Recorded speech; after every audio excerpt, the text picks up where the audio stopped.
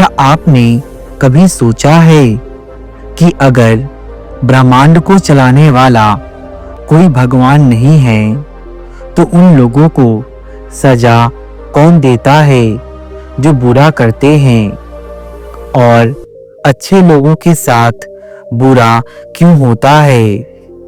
बुद्ध ने आज से करीब 2500 साल पहले एक ऐसी साइंटिफिक बात कही थी जो बिना किसी ईश्वर के आपके हर सुख और दुख का हिसाब समझा देती है।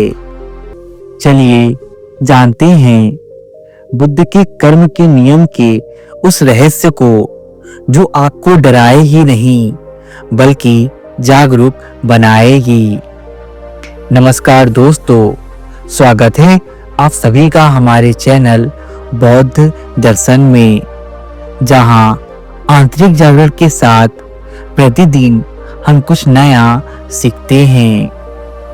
दोस्तों, अक्सर हमारे मन में यह सवाल उठता है कि यदि कोई ईश्वर नहीं है तो हमारे बुरे कर्मों का हिसाब कौन रखता है? हमें सजा कैसे मिलती है? आखिर अच्छे और बुरे कर्मों का हिसाब कौन करता है? इस वीडियो में हम इस बात को गहराई से समझेंगे, तो वीडियो में अंत तक अवश्य बने रहें क्योंकि आज की यह वीडियो बहुत ही इंटरेस्टिंग होने वाली है। और यदि आपको यह वीडियो पसंद आए तो वीडियो को लाइक और शेयर अवश्य करिएगा। दोस्तों, बौद्ध धर्म के अनुसार कर्म का सिद्धांत किसी बाहरी न्यायाधीश या ईश्वर पर निर्भर नहीं है। यह एक स्वचालित प्राकृतिक नियम है।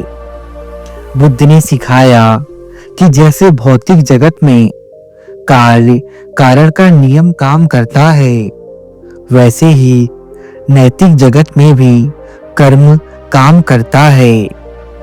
यहाँ बुद्ध की शिक्षाओं के अनुसार विस्तार से समझाया गया है कि बिना ईश्वर के कर्मों का फल कैसे मिलता है।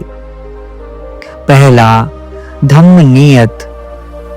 बौद्ध दर्शन के अनुसार ब्रह्मांड 5 प्रकार के नियमों से चलता है, जिन्हें पंच नियम कहा जाता है। इनमें से एक है कर्म नियम। जैसे बीज बोने पर पेड़ उगना एक प्राकृतिक प्रक्रिया है, वैसे ही कुशल यानी कि अच्छे या कुशल यानी कि बुरे कर्म का फल मिलना एक मनोवैज्ञानिक और ब्रह्मांडीय प्रक्रिया है। इसके लिए किसी भगवान की हस्तक्षेप की आवश्यकता नहीं होती। दूसरा, चेतना ही कर्म है। बुद्ध ने कहा था, चेतन्नाहं भिक्खवे कम्मं वन्दामि, अर्थात हे भिक्षुओं, मैं चेतना यानी कि इच्छा को ही कर्म कहता हूँ। सजा या पुरस्कार इस पर निर्भर नहीं करता कि बाहर क्या हुआ, बल्कि इस पर निर्भर करता है कि आपके मन की अवस्था क्या थी। यदि आप लोभ, द्वेष या मोह से भरकर कोई कार्य करते हैं तो वह मन एक छाप छोड़ता है। यही संस्कार भविष्य में दुख का कारण बनते हैं। तीसरा, बीज और फल का सिद्धांत। जिस तरह एक कड़वे बीज से मीठा फल नहीं निकल सकता, उसी तरह हिंसा या झूठ से शांति नहीं मिल सकती। बुद्ध ने कहा, कर्म 2 प्रकार के होते हैं। एक वे जो तत्काली प्रभाव देते हैं और दूसरा वे जो दीर्घकालिक प्रभाव देते हैं। तत्कालिक प्रभाव: जब आप क्रोध करते हैं तो सजा उसी क्षण शुरू हो जाती है, क्योंकि आपका अपना मन उसी समय से अशांत होकर जलने लगता है। दीर्घकालिक प्रभाव। जैसे शरीर में बोया गया जहर धीरे धीरे असर करता है, वैसे ही बुरे कर्म व्यक्ति के चरित्र और भविष्य की परिस्थितियों को निर्मित करते हैं। चौथा, प्रतीत्य समुत्पाद। यह बुद्ध की सबसे मुख्य शिक्षा है। इसका अर्थ है इसके होने से वह होता है। हर घटना पिछली घटना का परिणाम है। कर्म कोई चीज नहीं है जिसे कहीं जमा किया जाता है, बल्कि यह एक ऊर्जा की श्रृंखला है। जब हम बुरा करते हैं तो हम वैसी ही ऊर्जा और परिस्थितियां अपने चारों ओर निर्मित करते हैं, जो अंततः लौटकर हमारे पास वापस आती है। पांचवा, पुनर्जन्म और ऊर्जा का प्रवाह। बौद्ध धर्म में आत्मा नहीं होती, लेकिन चेतना का प्रवाह होता है। मृत्यु के समय व्यक्ति के कर्मों का संचय अगले जन्म की दिशा निर्धारित करता है। यह ठीक वैसे ही है जैसे एक मोमबत्ती से दूसरी मोमबत्ती जलाई जाती है। लौ ऊर्जा वही है, लेकिन मोमबत्ती शरीर अलग है। सजा या पुरस्कार इसी निरंतरता के कारण अगले जन्म में भी मिलते हैं। बुद्ध के अनुसार हम अपने दुखों के लिए खुद जिम्मेदार हैं। यदि हम आग छुएंगे तो हाथ जलेगा। इसके लिए आग को हमें सजा देने की जरूरत नहीं है। यह आग का स्वभाव है। इसी तरह अनैतिक कार्य करना अपने आप में सजा को निमंत्रण देना है। दोस्तों, बौद्ध धर्म में कर्मों को मुख्य रूप से दो श्रेणियों में बांटा गया है। पहला कुशल और दूसरा अकुशल।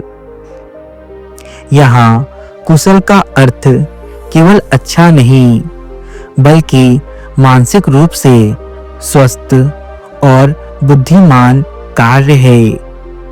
यहाँ इन दोनों के बीच का अंतर और उनके प्रभावों का विस्तार से विवरण दिया गया है।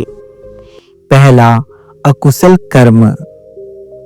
अकुशल कर्म वे हैं जो मन की अशुद्धियां से पैदा होते हैं। बुद्ध ने इन्हें 3 विषय जोड़ा है: लोभ, द्वेष और मोह। लोभ, पाने की अंधी इच्छा। द्वेष, नफरत या गुस्सा। मोह, अज्ञानता या सच्चाई को न देख पाना। बुद्ध ने कहा, व्यक्ति 3 प्रकार से अकुशल कर्म करता है: शरीर, वाणी और मन द्वारा। शरीर द्वारा किया गया अकुशल कर्म, जैसे कि हत्या करना, चोरी करना और व्यभिचार करना, ये वे कर्म हैं जो व्यक्ति अपने शरीर के माध्यम से करता है। दूसरा अकुशल है वाणी द्वारा किया गया कर्म, जैसे कि झूठ बोलना, चुगली करना, कठोर शब्द बोलना और व्यर्थ की बकवास करना। यह वह अकुशल कर्म है जो व्यक्ति अपनी वाणी के द्वारा करता है। तीसरा, मन द्वारा।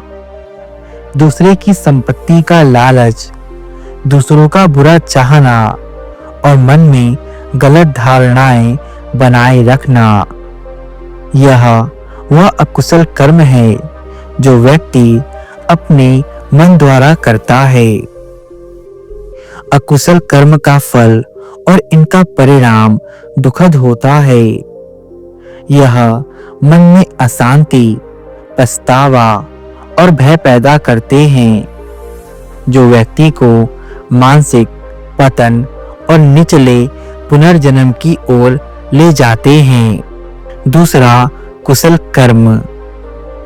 कुशल कर्म वे हैं जो प्रज्ञा और करुणा से प्रेरित होते हैं। ये कर्म मन को हल्का और शांत बनाते हैं। बुद्ध ने कहा, कुशल कर्म भी व्यक्ति 3 प्रकार से करता है: दान, शील और भावना। दान, बिना किसी स्वार्थ के दान देना और बिना किसी स्वार्थ के सबकी सेवा करना। दूसरा, शील, नैतिक अनुशासन का पालन करना। दूसरा, शील, नैतिक अनुशासन का पालन करना, सदाचार भरा जीवन जीना। तीसरा, भावना, मन को प्रशिक्षित करना और जागरूकता को बढ़ाना। बुद्ध ने बताया, कुशल कर्म के पीछे की 3 जड़ें हैं: अलोभ, अद्वेष और अमोह। अलोभ यानी कि त्याग की भावना रखना। अद्वेष यानी कि सभी के प्रति प्रेम और मैत्री रखना। अमोह, सत्य का ज्ञान और समझ रखना। कुशल कर्म का फल, इनका परिणाम सुख और शांति होता है। यह कर्म व्यक्ति को निर्वाण यानी कि मुक्ति के करीब ले जाते हैं और जीवन में स्पष्टता लाते हैं। तो आइए दोस्तों, अब जानते हैं कि कर्म का फल कैसे काम करता है। बुद्ध के अनुसार हर कर्म एक मानसिक बीज होता है। इस बीज के फलने की प्रक्रिया 3 तरह से हो सकती है। पहला, दृष्ट धर्मवेद कर्म, जिनका फल इसी जन्म में मिल जाता है। दूसरा, उपपद्रवेद कर्म, जिनका फल अगले जन्म में मिलता है। तीसरा, अपरापर्य वेद कर्म, जिनका फल भविष्य के कई जन्मों के बाद मिलता है, जब परिस्थितियां अनुकूल होती हैं। अब बात आती है, क्या कर्म को बदला जा सकता है? बुद्ध ने अंगुली माल का उदाहरण देकर समझाया कि कर्म कोई पत्थर की लकीर नहीं है। जैसे एक खारे पानी के तालाब में यदि बहुत सारा साफ पानी डाल दिया जाए तो खारापन कम हो जाता है। उसी प्रकार यदि कोई व्यक्ति अपने अकुशल कर्मों को पहचान कर कुशल कर्म, ध्यान और सेवा करना शुरू कर दे तो पुराने बुरे कर्मों का प्रभाव कम हो जाता है। बुद्ध के अनुसार कर्म का उद्देश्य सजा नहीं बल्कि सुधरना है। तो दोस्तों, याद रखिए, बौद्ध धर्म में कर्म कोई सजा नहीं बल्कि यह आपके अपने कार्यों की गूंज है। जैसे आप पहाड़ पर जो चिल्लाते हैं वही वापस सुनाई देता है, वैसे ही आपका मन जो बीज बोता है वही भविष्य बनकर लौटता है। ईश्वर आपको दंड देने नहीं आएगा। आपका अपना सचेत चुनाव ही आपका स्वर्ग या नरक तय करेगा। आज आप जो बीज बो रहे हैं, क्या आप उसका फल खाने के लिए तैयार हैं? सोचिए और जागरूक बनिए। दोस्तों, मैं आशा करता हूँ कि आप भी समझ चुके होंगे कि कर्मों का फल हमें कैसे मिलता है। कोई ईश्वर या प्राकृतिक शक्ति नहीं है जो हमें हमारे कर्मों की सजा देती है, बल्कि यह प्रकृति का स्वचालित और स्वाभाविक नियम है। हम जो करते हैं हमें वही मिलता है। दोस्तों, यदि आपको यह वीडियो पसंद आए तो वीडियो को लाइक और शेयर अवश्य करिएगा और ऐसे ही ज्ञानवर्धक और आध्यात्मिक वीडियोस के लिए हमारे चैनल बौद्ध दर्शन को सब्सक्राइब अवश्य करिएगा।